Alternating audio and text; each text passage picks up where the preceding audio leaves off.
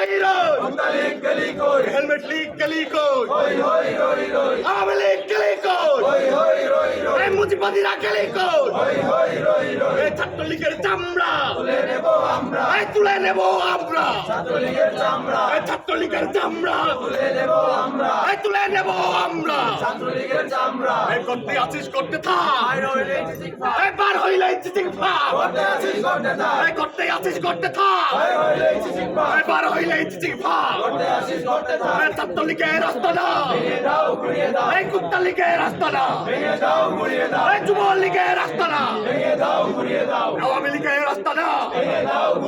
এই প্রশাসন কি করে